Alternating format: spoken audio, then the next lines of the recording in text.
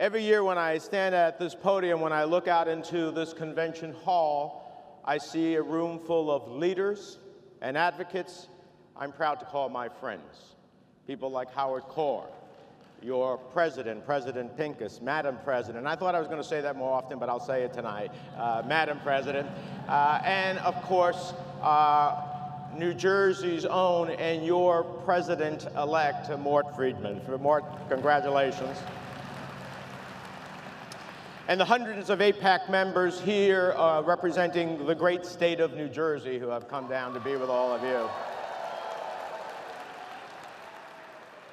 It is always an honor for me not just to speak with you, but to join hands with you, to be among people of all ages and all faiths and all political persuasions who stand together and stand tall for a strong U.S.-Israel relationship. Now, those of you who know me know three things. First, you know I believe that it is in the national interest and security of the United States to have a strong, unwavering, unyielding, unbreakable bond with the State of Israel. Second, you know that I believe in the right of the Jewish people to live in peace and security in the indisputable homeland of their ancestors. And finally, you know that no matter which way the political winds are blowing or which way the news cycle is going, when it comes to standing up for Israel, you will never, ever find me spinning like a weather vane, but rather a strong moral compass that bears due east 5,879 miles from Washington to Jerusalem.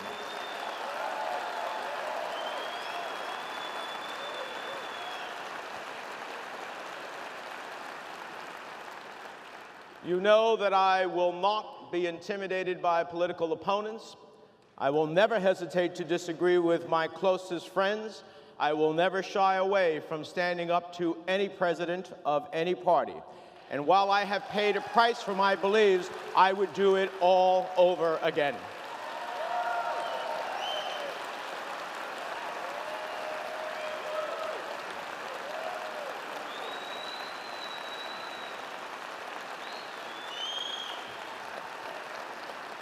Now, recent events have reminded us that we live in challenging times, times that demand free people around the world remain resolute and united in humanity's long struggle against fear and terror and hate. Just this past week, we were saddened by a terrorist attack in the heart of London that killed 5 people and injured 50 others. All it took was 82 seconds. Of course, the Israeli people need no reminder of how quickly an act of terror can unfold. They have lived under the siege for decades, enduring rocket attacks and suicide bombings and street stabbings, always praying for peace, and yet always painfully aware of the reality. A reality that Prime Minister Netanyahu captured so eloquently when he said, if the Arabs put down their weapons today, there would be no more violence. If the Jews put down their weapons today, there would be no more Israel. Those simple words carry a powerful truth, a recognition that Israel can never let its guard down. And that's why last year I was proud to help secure our record-breaking $38 billion Memorandum of Understanding. You all advocated for it.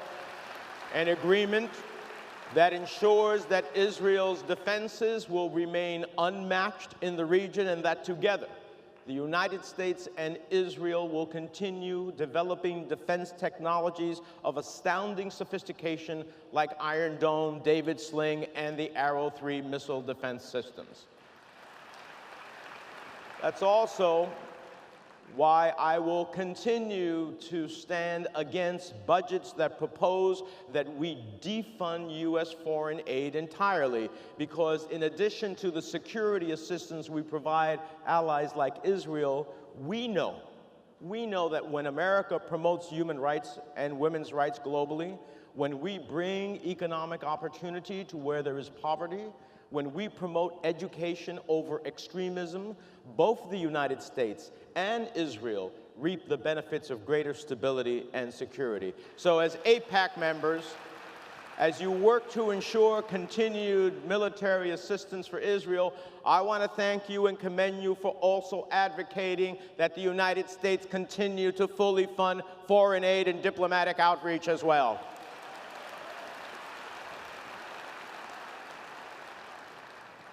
Now, as AIPAC members, you understand the gravity of the challenges that confront us, both for our national security and the security of Israel. Today, we see extremism and hate casting dark shadows around the world. We see a cynical, intentional effort to delegitimize the state of Israel in the international community, in the global economy, and even academia. And finally, we see an Iranian regime that has, in my view, quite predictably, been emboldened by sanctions relief and more committed to ever to destabilizing the Middle East. Each of these threats are serious in and of themselves, but to have them converging all at once should make one thing clear. In times like these, we cannot afford a shred of daylight between the United States and Israel. And that's why earlier this year, I refused to stand silent when the United States abstained from a UN Security Council vote that was unabashedly biased against Israel and ultimately detrimental to the cause of peace. That's why I co-sponsored Senate Resolution 6, strongly objecting to its passage.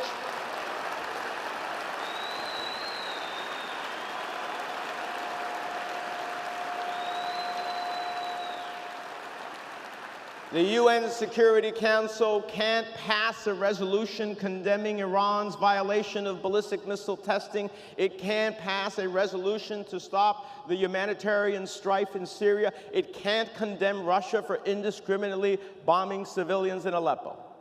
And yet, it endorses a biased resolution that pins every wrong in the Middle East on the one nation that stands up for what is right, and that is wrong.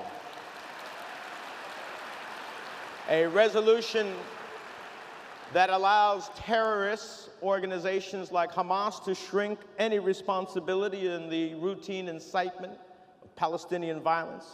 A resolution that emboldens hardliners who will seize to advance their own agendas.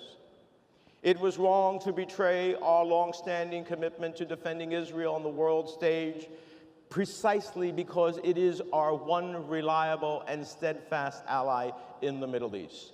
It was wrong to condone a biased resolution that treats Israel as the source of all things broken in the region. And it was wrong to abstain at a moment when the world needs the United States of America to stand up for our values, to speak up for our allies, and to lead by the power of our example.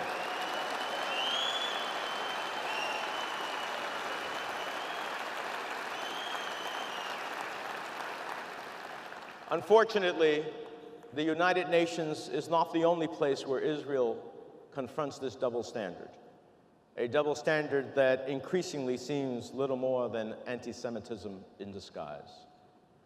Which leads me to address directly for a moment the young people who are among us. I hear there are about 4,000 of you here today.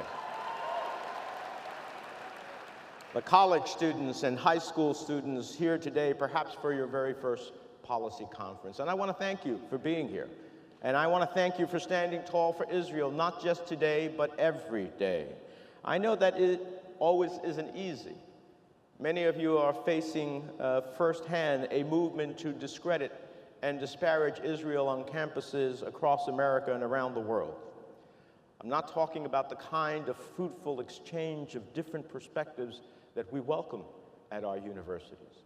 College is, after all, a time to meet people with passionate beliefs that differ from your own. I'm talking about a movement that has crept into other causes you care deeply about. A movement increasingly forcing you to stay silent, if you want to take an active role in campus politics, or in some cases to check your love of Israel outside the doors of the classroom. I'm referring, of course, to the growing boycott, divestment, and sanctions movement, a campaign to boycott Israeli goods and Israeli scholars that treats the only democratic free market economy in the Middle East as the cause of all of the region's challenges. Now, the last time I checked, Israel stands alone in a desert full of despots that have no regard for democratic freedoms, human rights, and the rule of law. That's the Israel that I know. So let's be clear. I reject the BDS movement, whether it be on campuses in France and London or right here in the United States of America.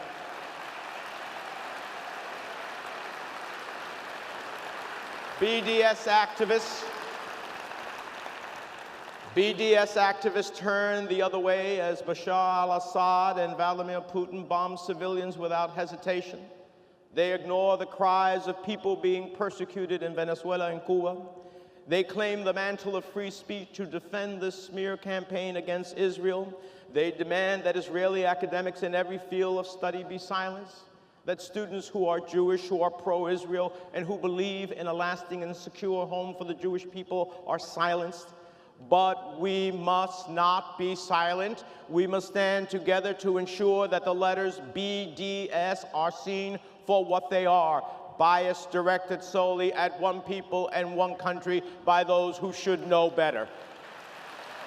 And as a senior member of the Senate Foreign Relations Committee, I will use every avenue at my disposal to call out a movement that is stained by anti-Semitism.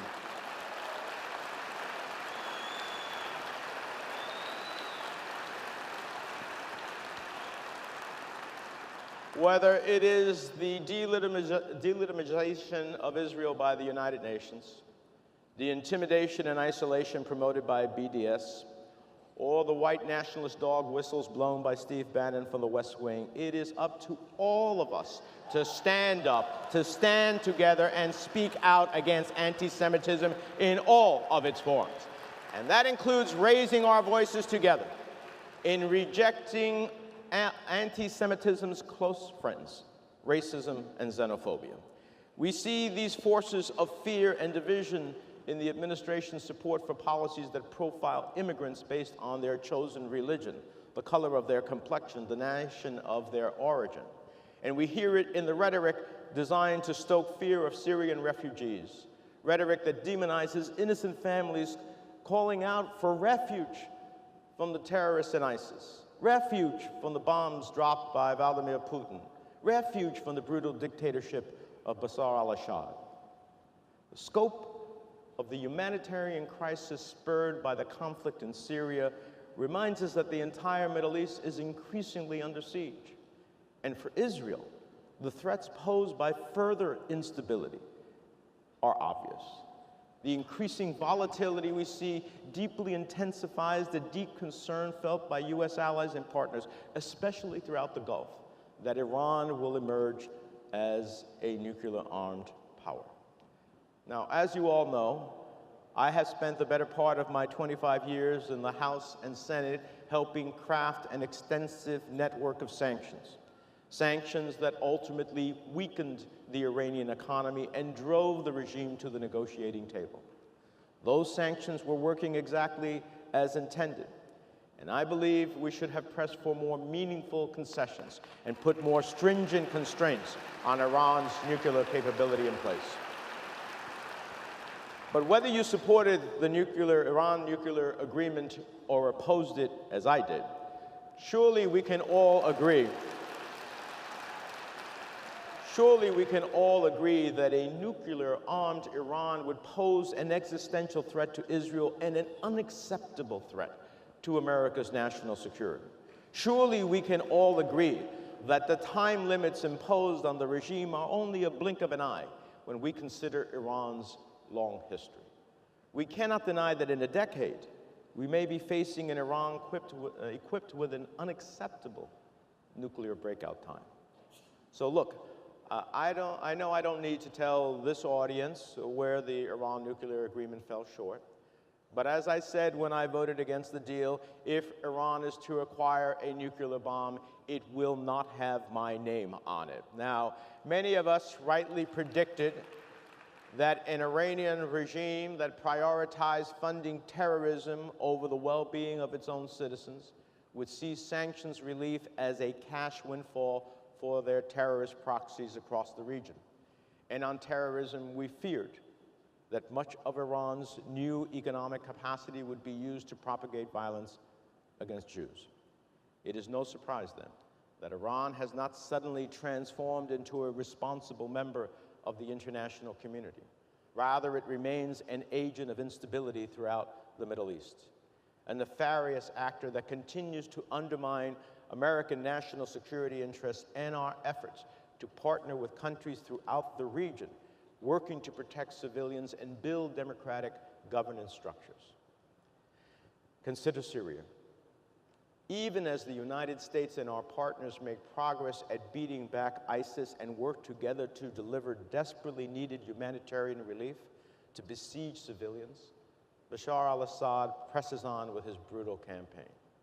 And let's be honest, we all know that Assad's continued grip on power is thanks in large part to his allies in Moscow and his friends in Tehran. By aiding Assad, Russia is prolonging this conflict, all for the purposes of trying to maintain one friendly government in the Middle East who will stand by its own brutal leader.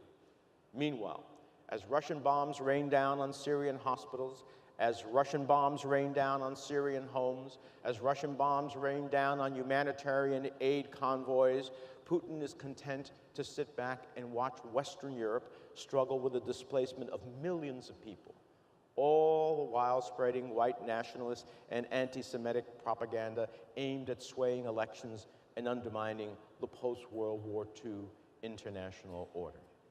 Simultaneously, the Iranian regime is emboldened by sanctions relief and undeniably invested in Assad's grip on power. Iran continues to funnel cash and weapons to its pro-Assad terrorist proxy Hezbollah, weapons that at a moment's notice could be turned on Israel. Israel has every right to be concerned and every right to defend itself against any and all threats. Throughout this harrowing conflict in Syria, Israel has shown extraordinary restraint and a laser-like focus on defending the security of its people. But as this conflict literally at times spills over its borders, no country can endure this kind of provocation for long, and we may be facing a change in calculus. In recent days, we saw Syria launch missiles at Israeli air forces as they returned from destroying a convoy of weapons that was headed to the terrorists in Hezbollah. Those missiles triggered Israel's missile defense system for the first time since the conflict began. So my friends, this is not a time to be naive. Iran's motives are no mystery. Its goal to extend the influence of its government throughout the region remains unchanged. Iran continues to support terrorist proxies like Hezbollah. It continues its provocative testing of ballistic missiles. It continues to disregard its international obligations, including its likely violation of a UN arms embargo. And the United States cannot let this destabilizing, aggressive behavior go unchecked. Which is why I have worked with my colleagues, Democrats and Republicans, those who supported the nuclear deal and those who did not, to introduce the Countering Iran Destabilizing Activities Act just last week. Strong bipartisan support. With no indication that this administration has any proactive strategy to counter Iran, the time is ripe for Congress to assert its influence in our foreign policy, to provide guidance, and to develop a framework for securing our interests in the region. The bill contains meaningful steps to counter Iran's most egregious behavior, and I want to thank all of you for your steadfast support of it as you go to Capitol Hill today. It also calls for a regional strategy to counter Iran's asymmetric and conventional threats in the region. This includes specific plans to engage our partners in the Gulf to work together to counter Iranian efforts to destabilize recognized governments. to stop Iranian harassment and interference in international shipping lanes, to stop Iranian support for terrorist groups like Hezbollah and irregular Shia forces in places like Iraq. This bill also imposes sanctions on anyone who contributes materially or financially to Iran's ballistic missile program, a program that Iran has test-fired numerous ballistic missiles over the past few months, several bearing the words, "Israel must be wiped off the earth." And in January, the UN itself expressed concern that Iran's efforts to supply weapons and missiles to Hezbollah was in direct violation of a UN arms embargo. That's why this legislation imposes sanctions on anyone involved in such activities, ensuring that those who violate arms embargoes are held accountable. And to counter Iran's threatening support for terrorists, our bill imposes terrorism-related sanctions on the Islamic Revolutionary Guard Corps far beyond the Quds Force, the Iranian regime's main exporter of terrorism. Likewise, it preserves sanctions imposed by executive order on individuals who support terror. Inside Iran, we also know this regime continues to abuse basic human rights. That's why our bill authorizes the president to sanction individuals who perpetuate human rights abuses through extrajudicial killings, the use of torture, and unjust detention. Indeed, we must never lose sight of those Americans as well who suffer at the hands of the Iranian regime, including those who have been unjustly detained and those who have remained missing in Iran for more than a decade. Now is not the time for the United States to turn a blind eye to Iran's hostile behavior. Now is the time for all of us to demand nothing less than vigorous oversight, constant vigilance, and strict enforcement of our entire arsenal of diplomatic tools, including sanctions and pressures on Iran.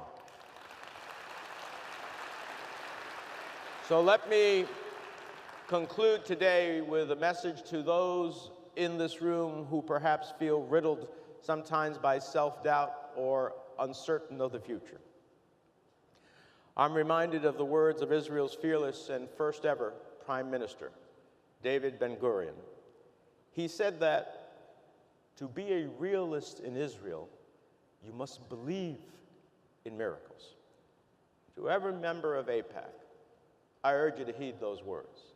One battle loss should not undermine a bold vision. Remember, Israel was not founded on small ideas, but on bold principles. I won't deny that in times like these, with anti-Semitism on the rise, with Iran emboldened, with instability surrounding Israel at every turn, the path to a Jewish democratic state of Israel, secure at home and at peace with its neighbors, may seem elusive, at times maybe even impossible. It is in these times that we must strive to be those realists who believe in miracles. We must remember why we are pro-Israel, a position that I have always believed is one derived from the better angels of our nature. Hope over fear, democracy over despotism, human rights over hatred. In times like these, we must stay true to those better angels. We must reject those who say security and idealism are opposing goals instead of partners in peace. Together, we must stand unflinchingly and unapologetically for the safety and security of the State of Israel, all the while keeping our hands open and extended in the hopes that someday we feel the palm of another placed in ours, the palm of a fellow believer in miracles, the palm of a partner ready to work with Israel to fulfill the promise of peace. Remember that David Ben-Gurion believed in the promise, the miracle of the modern state of Israel long before Hitler's rise to power, back when he was a young man picking oranges in a kibbutz in 1906. So let us always remember that the argument for Israel's existence is born out of history, by farmers who made the desert green, by the discoveries of Nobel Prize winners, by the innovation of entrepreneurs, by a people not content to dream of miracles, but bold enough to realize them. As President John F. Kennedy said, Israel was not created in order to disappear. Israel will endure and flourish. It is the child of hope and the home of the brave. It can neither be broken by adversity nor demoralized by success. It carries the shield of democracy, and it honors the sword of freedom. Together, we must be that shield, standing shoulder to shoulder with Israel in the face of adversity. That's why you're here in Washington. That's why I'm here standing with you, standing up for an Israel that is capable of defending itself against any and all threats, standing up for a nation that is not merely admired, but accepted on the world stage. Israel, strong, democratic, Jewish, and everlasting. Shalom. Thank you so much for having me.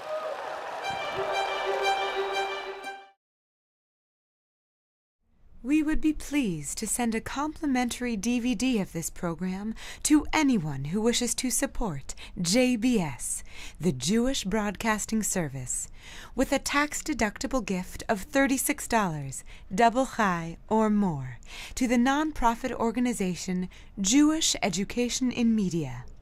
Simply visit the JBS homepage and click on the Donate button to make a donation by PayPal or your credit card.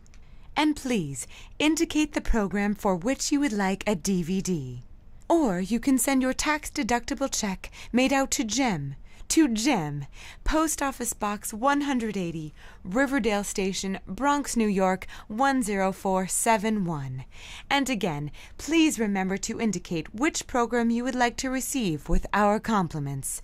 And we thank you for your kind support.